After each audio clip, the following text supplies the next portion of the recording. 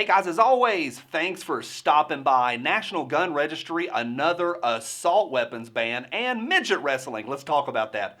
Okay, how many times can I brag on you guys in 1 week? This has been the single biggest week that I've ever seen on YouTube. So thanks to all of y'all for all of those thumbs up and all those subscribes and likes. I really do appreciate that.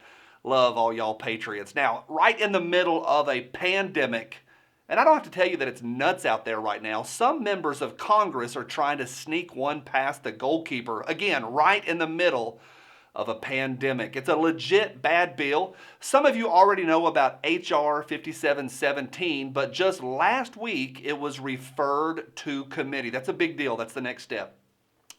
I'm going to tell you about the author, the bill, and then I want to hear what you think. Up first, meet Hank Johnson, congressman out of Georgia's 4th Congressional District. That's the greater Hotlanta area. Old Hank is the author of 5717. I'm not sure who actually wrote the bill because I'm pretty sure that Hank still writes with a crayon. Yep, some of you remember Hank. He's the genius who was worried that if we sent soldiers to Guam that the island would tip over and that we would literally capsize the island. Yeah, my fear is that the whole island will become so overly populated that it will tip over and capsize. We don't anticipate that. Admiral Willard's response of "we don't anticipate that" is stone cold legend. Hank is also the genius that loves to use midget RASSLIN as one of his go-to analogies. I'm not remotely kidding. This is an elected member of the House of Representatives talking about a giant versus little people cage match. Watch this. What happens when you put in a cage fight a giant in with a midget? You put 30 midgets in with the giant. Now they're going to crush the midgets. Can you imagine being in this guy's district and being outvoted by morons? Let's all pause and remember the patriots who are stuck living in Hank Johnson's district.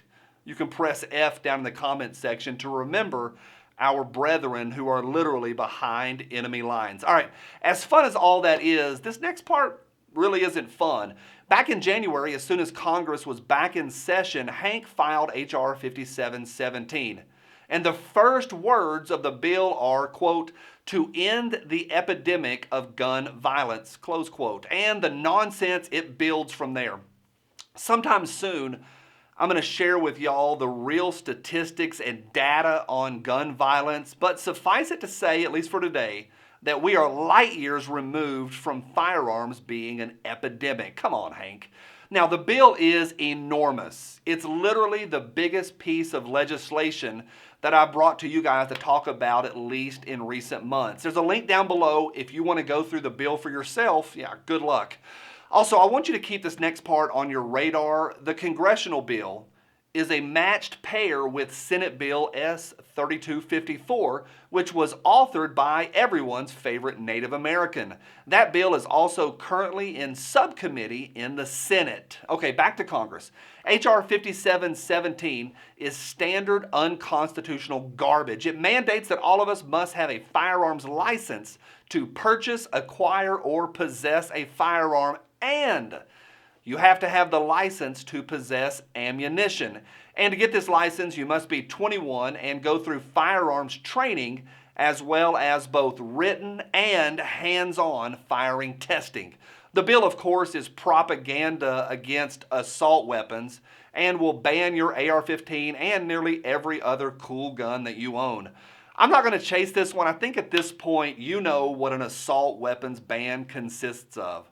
Now, the bill also outlaws all suppressors in one paragraph, but in the very next paragraph, it makes suppressors permissible for federal agents. Yep, liberal hypocrisy.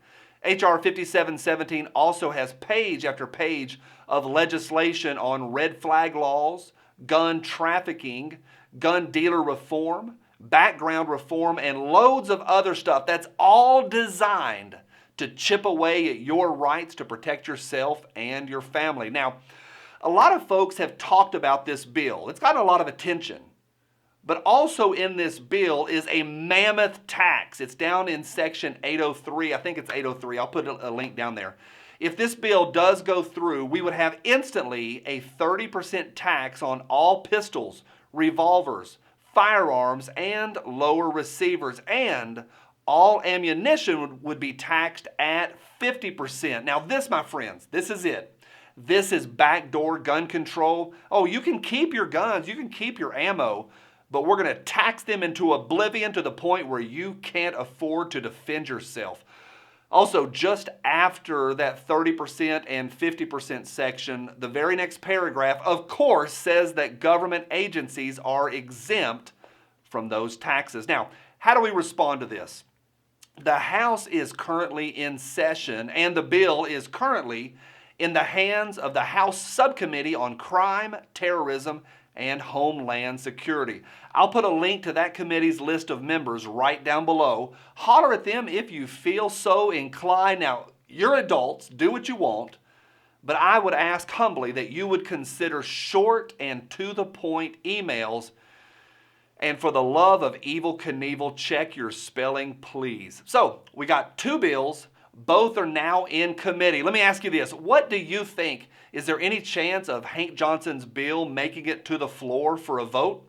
The subcommittee has a Democrat majority and the Dems hold the House. Let me know what you think. Leave me a comment right down below. And to celebrate Hank Johnson and his love of little people RASSLIN, here's the smallest gun that I own, the Trailblazer Life Card. Oh, and hey, Hank, from my cold, dead hands, or at least two of my fingers, I'm Johnny. Let freedom ring. Bye.